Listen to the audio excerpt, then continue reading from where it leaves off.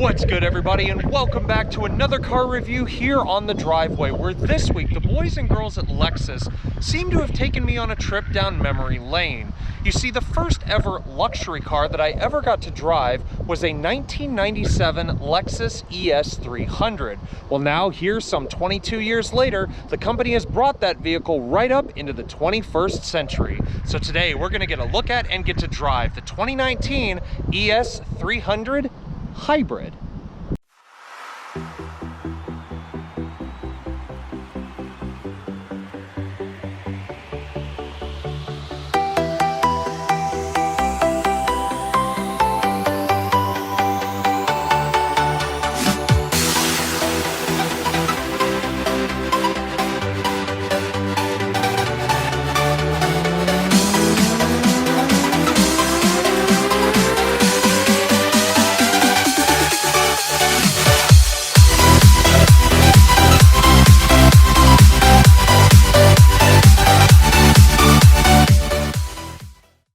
Alright, boys and girls, so time to get things rolling, and step number one involves giving this car some power. Now, before we get to the car, I do want to apologize in advance if we have any excessive wind noise during this video, which you're probably hearing already, because as you can see, just off to my west here, just over the top of the airport out here in North Houston, yeah, the weather has turned kind of unfriendly. So if the wind does get in the way of me talking, I do apologize in advance. But now on to the car. So thing that I want to mention first off is this car's exterior color. On camera, it may actually look silver, but it's actually known as moonbeam beige. And this color kind of has a little bit of a split personality to it, because in the sun, it has that true deep metallic goldish beige that you would expect for luxury cars like this. But if you look at it at night, perhaps under some parking lot lights, it actually turns a beautiful deep metallic silver. The second thing you need to know about my test car is that it is the ultra luxury version. But in typical Lexus fashion, it does have keyless access with push button start. So you have the typical Lexus key here with the usual spiel of buttons: lock, unlock, trunk, panic, and the releasable key blade out of the bottom. And you also have the usual touchpads for unlocking and locking the car. So as you can see, the car is locked right now. I have the key on me, just grab the handle as normal. You can hear that unlocks it. And then to lock the vehicle, just simply touch the rib pattern at any one of the 4 door handles. Now, just like all the other keyless access systems out there, starting the ES is an absolute snap. Again, just have the key fob anywhere in the vehicle, foot on the brake pedal, then in this case, hit this blue aluminum start button up here on the dashboard, and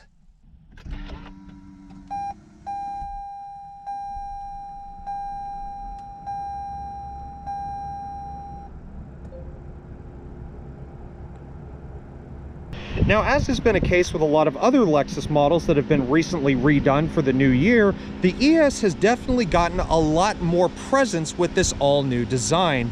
Basically, the company took some of the more premium features found on cars like the GS and LS sedans and basically trickled them down into a more usable mid-size package. And really here, just at the front, this car has so much presence out there on the road, and you can really see it in just things like the headlights, these beautiful angular lights with the traditional L-shaped swoosh here on the side, the little notch here in the middle, and of course all inside you have almost all LED everything. The only thing that's not is the turn signal. That is still incandescent, but you have the automatic bi-LED auto leveling and adjusting projector headlights. These also do come with the intuitive high beam assist thanks to the standard Lexus Safety System 2.0, along with the automatic LED daytime running lights.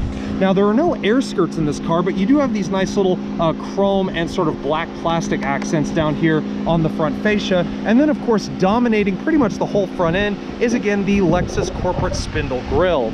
Now, again, I'm not really a fan of this grille as a whole, but I actually do like the way Lexus has done the inner workings here. So we do have the metallic gray painted lines going around the inside. We have the forward view camera on this test car with the 360-degree around view monitor. Of course, you have the blue highlighted Lexus badge letting people know that this is the hybrid variant. And then, of course, all up here at the front, you have all the sensors, again, for more features of that standard Lexus Safety System Plus.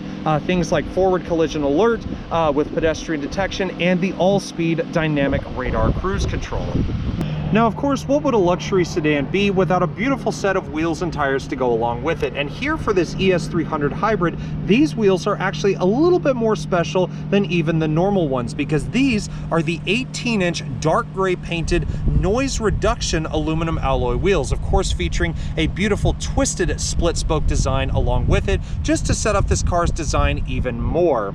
Now, these are wrapped in 235/65 series Bridgestone tires, and I have to say that these are definitely a very big benefit to this hybrid vehicle. I've had no complaints of road noise or anything like that while driving this car over this past week.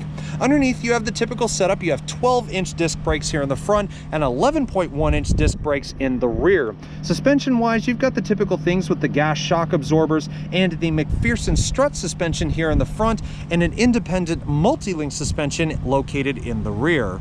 Now, just like some of the other ultra luxury versions of this car that have come before it, there are some subtle cues here along the side of this vehicle that again let you know that you are driving one of the upper end models. Case in point are the mirrors. Now, they're not power folding where they go in and out, but they do have this beautiful gloss black application here that goes across the top, along with the typical lashing of chrome, the LED turn signal, and the body color application here on the bottom.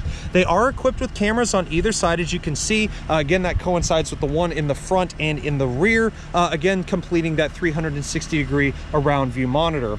On my test car here, we also do have the optional blind spot monitoring with rear cross traffic alert, as well as the rear pedestrian detection. That is an option here for the ES here for 2019. I'm surprised it didn't come standard, especially considering that this car as it sits is over 52 grand.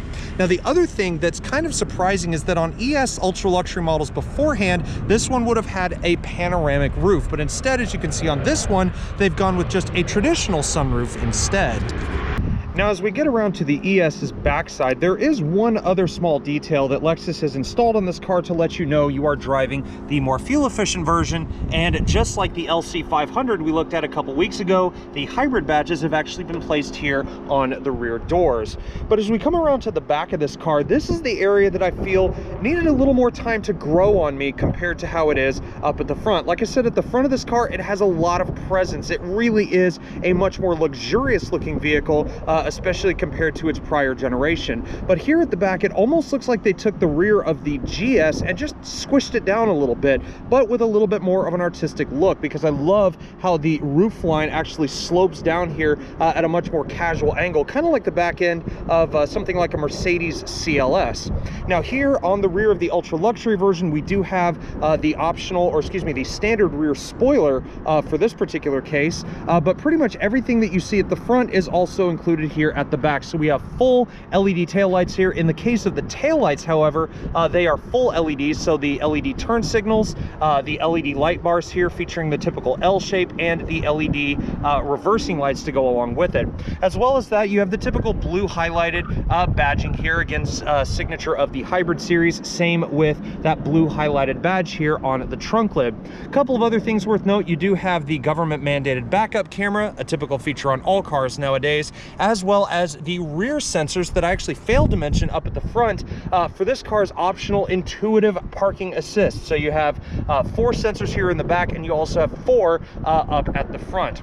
Now, as one final feature here at the back, on the ultra luxury version, you do actually get a power assisted rear trunk lid. So if I just come up to the trunk latch here and actually find the button for it, just push it.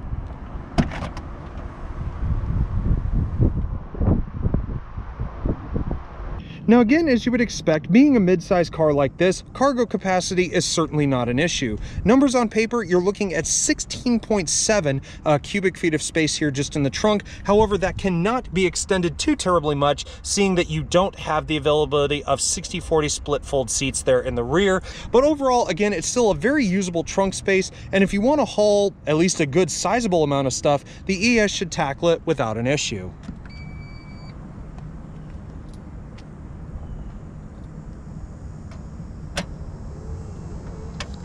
Now, of course, you can't call a car like this the ultra luxury version without having some sort of luxury interior to go along with its beautiful looks. And if we look inside this ES, it is definitely a gorgeous place to be. Starting off with the color of these semi-aniline perforated leather upholstered seats. I believe this is the flaxen interior, and it actually goes pretty well with the moonbeam beige here on the outside of my test car. These front seats here are heated and ventilated for both occupants, and of course, to add a nice little accent here, you not only have black leather surfaces as well to contrast with the brown, but you also have the matte bamboo wood inlays here on this optional steering wheel, also here on the dash and across the doors as well.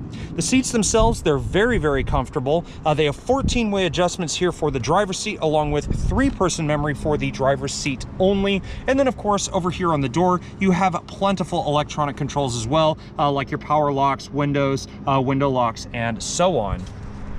Now, once you're seated inside the ES's cockpit, the first thing you'll make note of is that if you are familiar with the current crop of Lexus products in today's market, a lot of the interior elements in here will seem actually quite familiar. Everything from the shape of this optional wood and leather trim steering wheel all the way up to the massive 12.3-inch high-definition infotainment display that my ES has here as a part of the navigation package.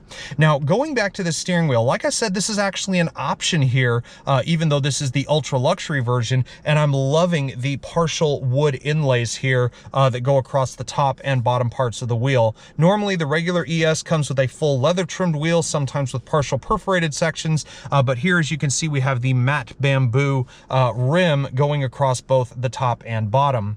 Now, of course, it is adorned with all your different typical creature comforts, the majority of which over here on the right are for the all-speed dynamic radar cruise control. You have other functions, including the lane departure warning with active steering assist. And then, of course, going across the bottom and transferring over here to the left, you have most of your hands-free radio controls as well, along with things such as hands-free Bluetooth and the arrow pad that controls your partial thin film transistor display that comprises your gauge cluster. Now, one funny thing about the gauge cluster is in a lot of other Lexus models, this center gauge here, which as you can see in the current mode is actually a power meter, is usually adjustable. It'll either slide over to the left or right, allowing you access to more relevant information. Now, there is a button on the steering wheel that would actually make you think that it does so, but unfortunately in this car, if I actually push that button, it does nothing at all. It actually still stays where it is. Now, to give the car a little bit more of a sporty feel, they actually have included these metallic gray painted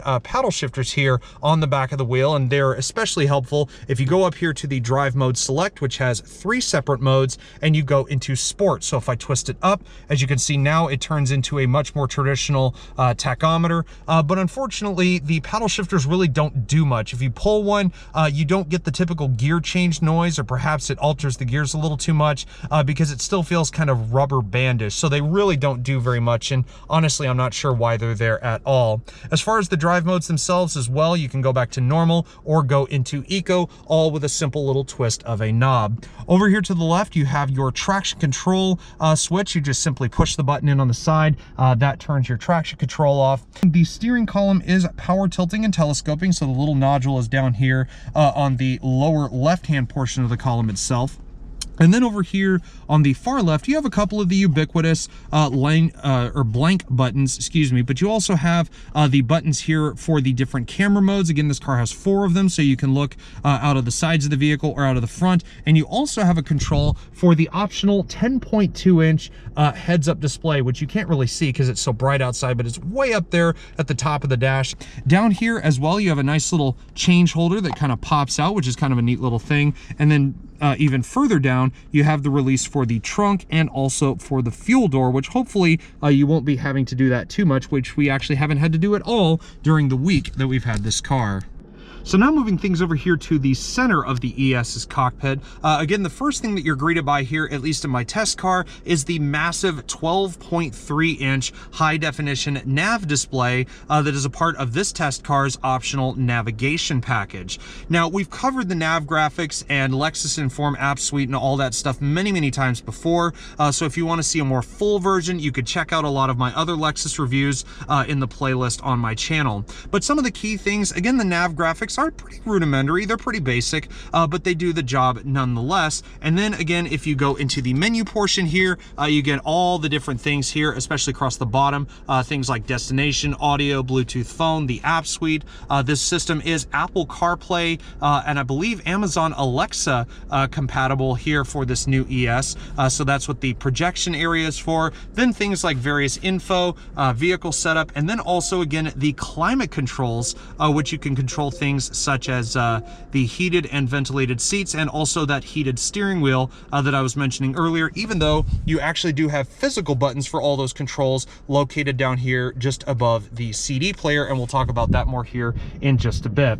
You also do have a backup camera, so again, you put the car in reverse, you do have the high definition camera, also with the 360-degree split screen camera over here on the far side. It does come with trajectory, so as you turn the steering wheel, again, the lines will line up just fine. And again, also while you're in reverse, being that this is a hybrid, it does emit that rather eerie sounding audible warning from underneath the car when you put this car in reverse, again, letting people know that you are in motion.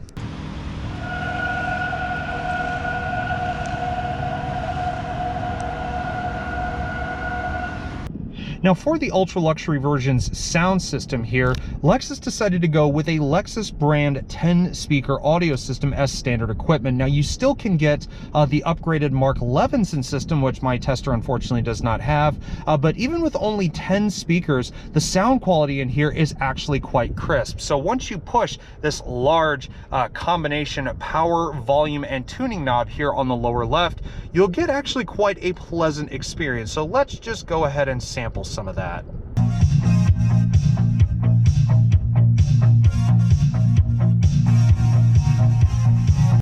Now, with the weather being so bipolar here in the Houston area lately, of course we have to talk about this car's dual zone automated climate control system, which does have one nifty little thing, which is the LED screens here for either side of the temperature controls. Now, the temperature controls are actually these little itty bitty switches here on either side, and when you push them, as you can see, it scrolls through the temperatures automatically versus having something like a knob that just twists back and forth and a little bit more of a basic display. Now, as far as the button arrangement, everything is self-explanatory. You have the automatic function, turning the system off, your fan speed in the middle, climate zone, that's one button in and of itself, so just push that and you can switch between all of the different zones in here. You have front and rear defrost along with your automated heated exterior mirrors, and also your automatic air conditioning recycling. So you can actually switch between just the recycling, bringing the air in from outside, or leave it in automatic, and it does all the thinking for you. As far as all the other controls down here, you have a couple of other little extra features. You have your radio button, media, and the Seek track buttons. And like I was saying earlier, you actually have a combination power, volume, and tuning knob. So if you actually push this button, that turns on the radio. You could twist the top portion for the volume, and then if you want to say switch the radio station, you can actually twist the bottom portion of the knob here, and that of course will again change things like your radio station. So getting down here into the center console, the first thing you'll notice is that Lexus still includes a CD player in a lot of their vehicles nowadays. Again, I don't know anybody that uses compact discs anymore, but if you do, Lexus has still got you covered. Just above that, we talked about it earlier, but you have the functions for things like your heated steering wheel and your heated and ventilated front seat. Again, you have more things like the matte bamboo covered front cup holders here, as well as your dual USB chargers and auxiliary import that you have here up in the front cup holder.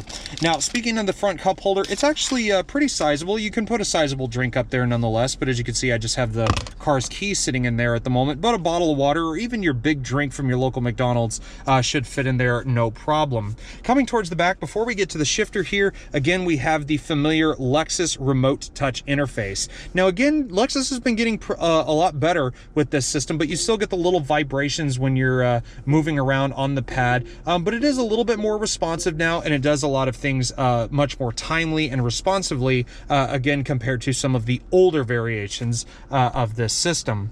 Now, as we come over to the left of that, you get to this beautiful sculpted shifter here with the nice leather shift boot that controls the electronic CVT. Now, I'll be honest, I've tested a lot of CVTs over the years, and I was actually quite surprised with just how, I guess, kind of lackluster this transmission can be. Yes, it's coupled to to a rather sprightly 4-cylinder engine and electric motor up front, but even in sport mode, it really doesn't feel, I guess, as responsive as I would have liked.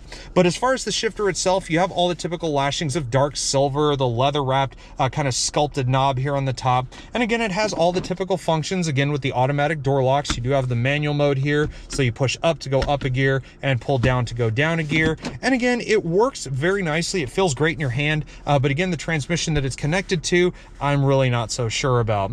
Now, as you go further back, you do have another nice little cup holder here in the back. I wouldn't necessarily call it, I guess, a cup holder. It's more like a storage for something like your phone or perhaps something of around that same size, but you can still fit, you know, a nice sized drink in here nonetheless. And then finally, finishing it all off, you have this beautiful leather-lined center console here, which is actually quite large, and also as an available option, and I love the placement of this, you have a Qi wireless charging pad. So I love the fact that Lexus actually put it in here with a little bit more of a space to actually slide your phone kind of in to the space instead of just setting it on top.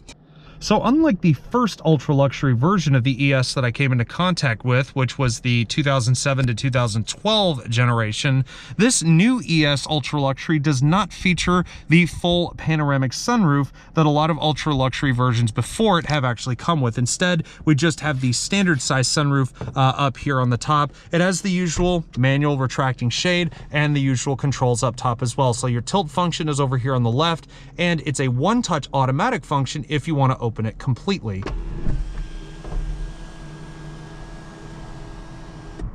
So now we've moved from the front to the back of this ultra luxury ES, and to be honest, it actually still feels like a very wonderful place to be. I don't quite feel like I'm sitting in the back of an LS, especially considering that the LS has probably triple the legroom that I have in this car, which is still very good, by the way. I actually have the seat where I would be driving this vehicle, so as you can see, I still have at least a hand's width between my knee and the back of the seat. And keep in mind, again, I'm not small. I am 6'1", so even taller folks than myself could fit back here with ease. Now, to add a little bit more of that luxury flavor to this rear compartment, you do actually have the manually retractable sunshades here on the side window, which is a nice little touch, and that also transfers here to the rear 3/4 window, where you also have separate little slidable sunshades, which is nice little touch. And then of course you have the mother of all sunshades going across the rear window, which is actually a standard feature here on the ultra luxury version. It's power assisted, just like you would find on a lot of other luxury cars, and when you go into reverse, it'll lower on its own. But when you're in any other gear, if you don't want that blocking your rearward visibility, you can actually push a button in the center console and it will lower on its own accord. Apart from that, there are a couple of other things worth note back here. For starters, as you can see, the center console is quite sizable. I do have two smaller little cup holders back here, as well as the pass-through that you guys saw when we opened the trunk back there. And last but not least, if your rear occupants want to charge their electronic devices, you do have a 12-volt, 120-watt outlet that you can plug in something with the cigarette lighter style plug on it. And you also have two 2.1 amp charging stations as well via USB. So quite a lot of ways you can charge your stuff back here. And again, just another little touch to make sure your rear passengers are just as comfortable. All right, everybody, so we are on the road now in the new Lexus ES. Now, as you guys have probably seen or can probably tell, I have driven a lot of Lexus's new products over the past couple of years or so. And in that time frame, I've developed a few expectations of what I feel a Lexus vehicle should be. So, does this new ES meet those criteria? Well, I would definitely say in many areas, yes. And in more areas, it has actually exceeded my expectations, specifically with their hybrid models, and this one is certainly no different. Now, Lexus rates this new ES hybrid at 43 miles per gallon in the city and 45 miles per gallon on the highway, which is actually around the same gas mileage as its Toyota sibling, the Avalon hybrid. Now, granted, they're not exactly the same car if you put them side by side, but for things like what's under the hood, they are pretty much identical. So under the hood of this new ES is Toyota's 2.5 liter inline 4-cylinder engine with the variable valve timing intelligent intake and the variable valve timing intelligent exhaust. Now add it all together with all of the electric bits like the electric motors and the battery cell, and you get 215 total system horsepower, which, speaking again of the Avalon, is the exact same figure that you get from that car.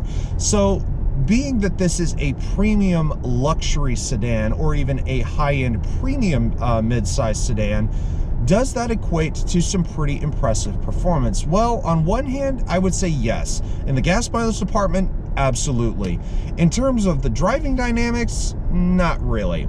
And it's really all let down again by this CVT. Again, I'm really not a fan of driving CVTs, and the only one that impressed me recently was in the 2019 LC500, but that one had 4 solid gears attached to it and was geared specifically for performance. In this one, it's basically like driving a car attached to a rubber band. And even if I go up here into sport mode and have the whole gauge cluster change over and have everything like the steering and the throttle response and everything set up in its sharpest mode, I can put it in manual and it really doesn't sound like it makes a difference.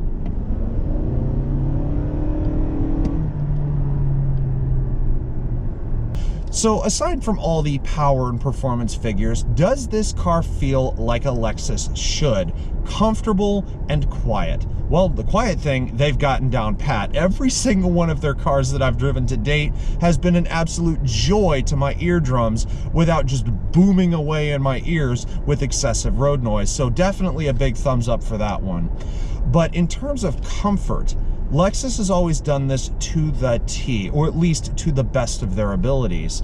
And here in this new ES, the seats are a joy to sit in. For me, actually having a sciatic nerve in my lower back, I can tell you they are a welcome addition to my rear end because I've got the heated seats on at some points to kind of relax my muscles after a long day at work, or I've got those ventilated seats on and I'm just enjoying a beautiful summer's day. And also, not to mention, while they're not racing buckets by any stretch of the imagination, I actually do have not as much wiggle room as I thought, which is not so much a bad thing to me because I don't want to be sliding around all over this car when I go to take a turn or something like that. Well guys, I hope you've enjoyed this review and drive of the 2019 Lexus ES300 Hybrid. And if you have, please do give this video a thumbs up, and also be sure to click that subscribe button down below for many more videos like this and more to come in the future. But in the end, a huge thanks goes out once again to the folks at Lexus USA for providing us with another wonderful vehicle to drive for a whole week of fun-filled testing. But in the end, guys, I hope you enjoyed the review, and I will see y'all next time. Take care, everybody, and stay safe.